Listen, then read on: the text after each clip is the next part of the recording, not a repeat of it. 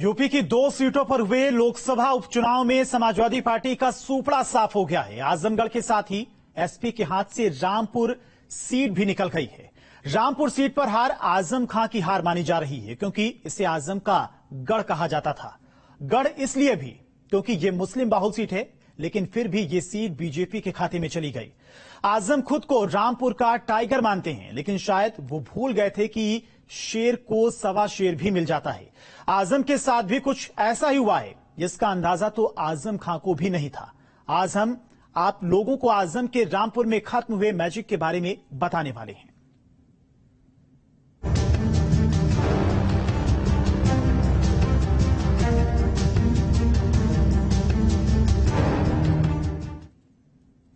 रामपुर में एक वक्त ऐसा भी था जब आजम खां के नाम का सिक्का चलता था। यहां पर आजम खां की मर्जी के बिना एक पत्ता भी नहीं हिलता था।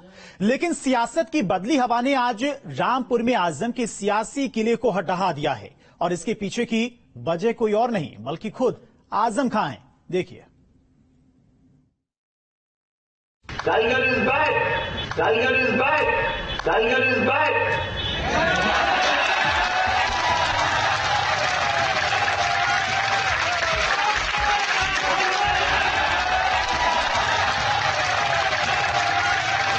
करीब 3 दशक तक रामपुर की सियासत पर राज करने वाले आजम के इस बयान पर लोगों ने बहुत ताली बजाई थी। आजम ने ये बयान रामपुर लोकसभा उपचुनाव के प्रचार के दौरान दिया था। तब आजम को यकीन था कि रामपुर उनका गढ़ है और वो अपने गढ़ में फिर से जीत का परचम लहराएंगे। लेकिन जो नतीजे सामने आए, उसने आजम के चेहरे पर मायूसी ला दी है। देखिए, न 16 मंत्री न 1600 मंत्री, ये चुनाव किसी का नहीं था। ये चुनाव था पुलिस वर्सेस कमजोर लोगों का चुनाव। ये चुनाव पुलिस ने लड़ा है। पुलिस की बर्बरता ने, उसकी जुल्म ने, उसकी नाइंसाफी ने यहाँ किसी की नहीं चली, बस लाठी और गोली की चली। किसी की नहीं, चुनाव किसी का नहीं था। आजम को उनके गढ़ में ही मात देने के लिए बीजेपी ने उनके ही शागिर्द का सहारा लिया था। आसिम राजा को हराने वाले घनश्याम लोधी कभी आजम के करीबी माने जाते थे।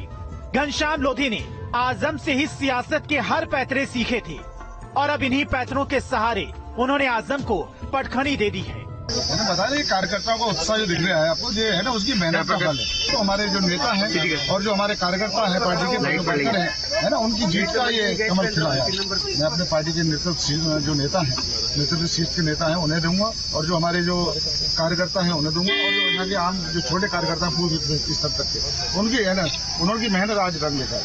भाई मैं तो देख रहा हूँ झूठी जीत तो नहीं। मैं तो अभी थोड़ी देर बाद मैं बता रहा हूँ ईवीएम में भी थोड़ा वो कर लेंगे, ईवीएम कर लीजिए। तो उनका घनश्याम लोधी से हारने वाले आसिम राजा भी आजम के करीबी हैं, जो अब हार का ठीकरा प्रशासन पर फोड़ रहे हैं। जो यहाँ अधिकारी आए हैं, उन्होंने पूरा रिजल्ट बदलने की एक साजिश की है, और जो मतदान के दिन हुआ वही मतगणना के दिन। ये तो देखो पूरा खेल हो गया, पूरा खेल। 1 घंटे के अंदर सारे प्रशासनिक अधिकारियों ने आए, और एक प्रशासनिक अधिकारी उसमें मतगणना के पंडाल में गया, और उसके बाद से ये खेल शुरू हो गया। आसिम राजा भले ही हार का ठीकरा ईवीएम और प्रशासन पर फोड़ दे, लेकिन वो भूल गए कि उनकी हार के पीछे सबसे बड़ी वजह वही शख्स हैं जिनके जुल्मों की कहानी आज रामपुर का बच्चा बच्चा जानता है। आजम खां खुद को भले ही रामपुर में मुस्लिमों का सबसे बड़ा नेता कह लें, लेकिन आजम ने रामपुर की जनता पर जो जुल्म किए हैं, आज जो नतीजा आया है, ये आजम को रामपुर की जनता का रिटर्न गिफ्ट माना जा रहा है। कहावत है ना कि रस्सी पूरी जल जाती है, लेकिन ऐंठन नहीं जाती। कुछ लोगों की ऐंठन अभी भी नहीं जा रही है। आजम खुद को रामपुर का टाइगर मानते हैं, लेकिन शायद वो भूल गए थे कि शेर को सवा शेर भी मिल जाता है। आजम के साथ भी कुछ ऐसा ही हुआ, जिसका अंदाजा तो आजम खां को भी नहीं था। दरअसल पिछले 3 दशकों में आजम खान और रामपुर एक दूसरे के पर्याय बन चुके हैं। जब भी सूबे में समाजवादी पार्टी की सरकार बनी, तब आजम खां रामपुर के स्वघोषित सीएम कहे गए। रामपुर में आजम खां रुतबा कुछ ऐसा था कि यहाँ पर उनकी इजाजत के बगैर परिंदा भी पर नहीं मार सकता था।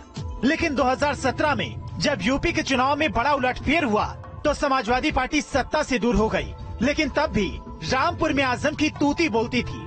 बिना आजम के हामी के ना तो पार्टी यहाँ से किसी को खड़ा कर सकती थी और ना ही उसे जिता सकती थी। लेकिन सूबे में सत्ता बदली तो आजम का रसूख भी कम हुआ। इसी रसूख के बल पर आजम ने साल 2019 का लोकसभा चुनाव भी जीता।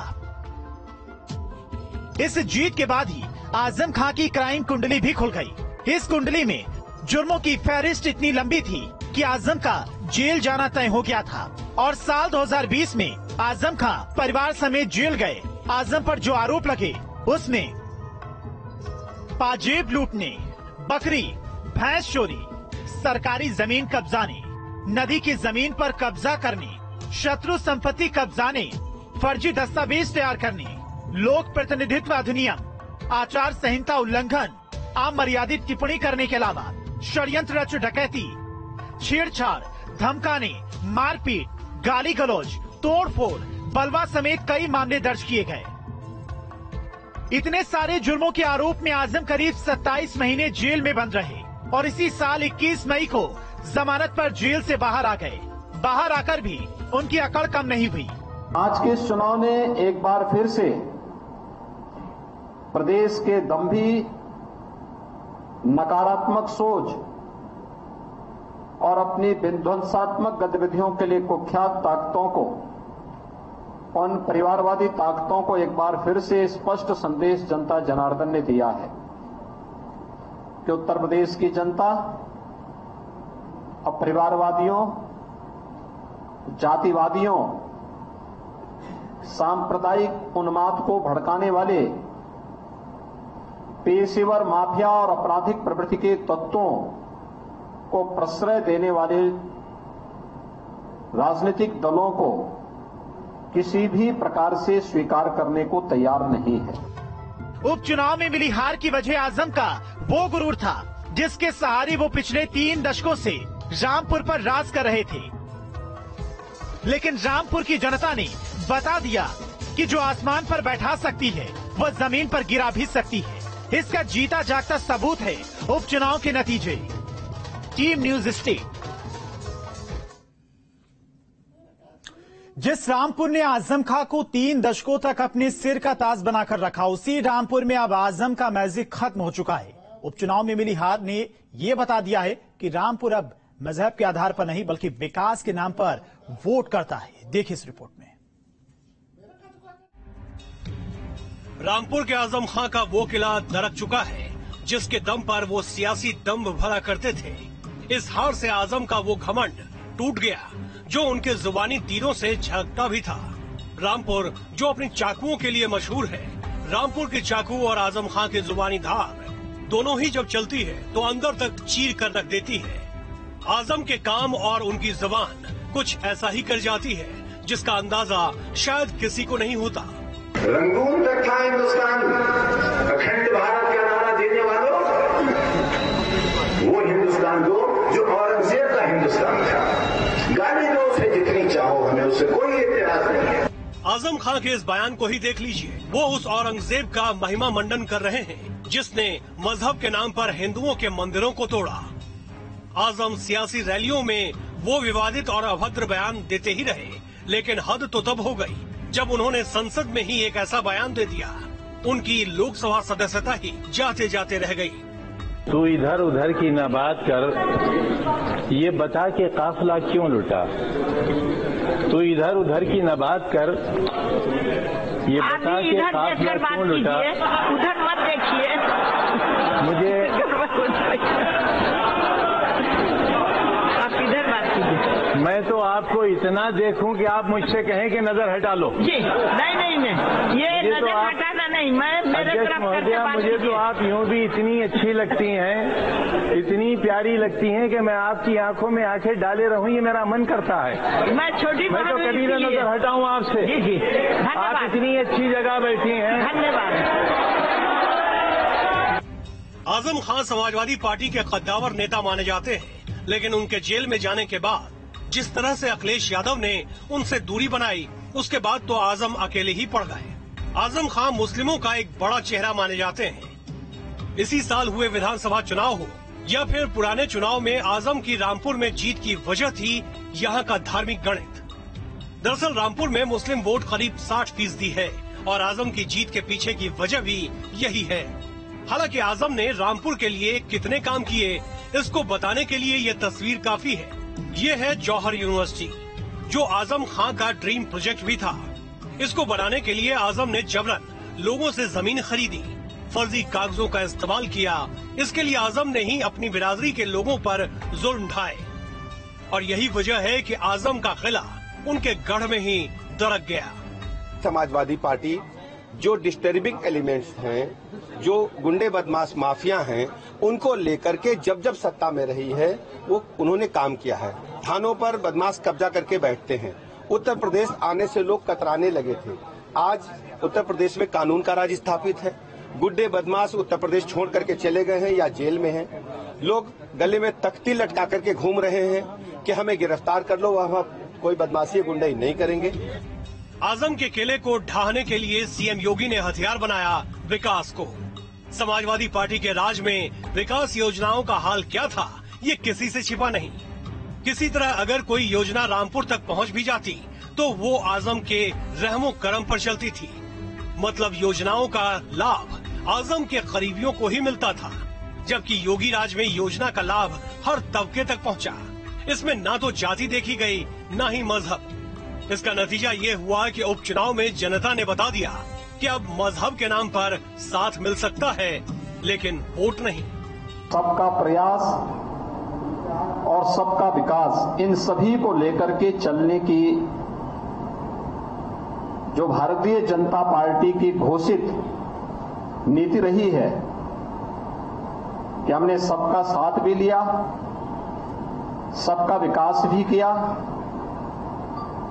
सबका साथ और सबके विकास के माध्यम से सबके विश्वास को अर्जित भी किया। ये जनादेश उस विश्वास का प्रतीक है। जेल से आने के बाद आजम को लगा था कि वो फिर से रामपुर में अपनी सियासी जमीन को मजबूत कर लेंगे, लेकिन ऐसा हुआ नहीं। रामपुर में ना तो मुस्लिम वोट का जादू चला, ना ही आजम का।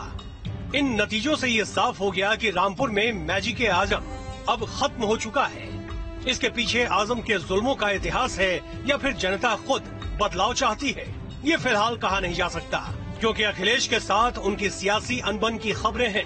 हालांकि आजम कई बार अखिलेश को लेकर कह चुके हैं कि उन्होंने ही अखिलेश को सुल्तान बनाया है। पहली बार जब अखिलेश की पार्लियामेंट का चुनाव करना लड़ रहे थे, जब पहली बार पार्लियामेंट का चुनाव कन्नौज से अखिलेश साहब लड़ रहे थे, तब मैंने नारा दिया था, उनके घर का नाम है टीपू, टीपू को सुल्तान बना, और उन्हें सुल्तान बनाया। इन चुनाव के नतीजों को देखकर भी यही कहा जा सकता है कि रामपुर की सियासत में आजम का अध्याय अब अपने आखिरी सफर पर है। Tiger is back. उपचुनाव के प्रचार के आखिरी दिन आजम ने कहा था टाइगर इज बैक, लेकिन वो ये भूल गए कि पिंजरे में रह चुके बाघ को दोबारा जंगल में छोड़ा जाए तो वो शिकार करने के लायक नहीं रह जाता। हालांकि ये जंगल नहीं है, सियासी मैदान है, जहां कभी भी कोई बाघ किंग बन जाता है। Team news state.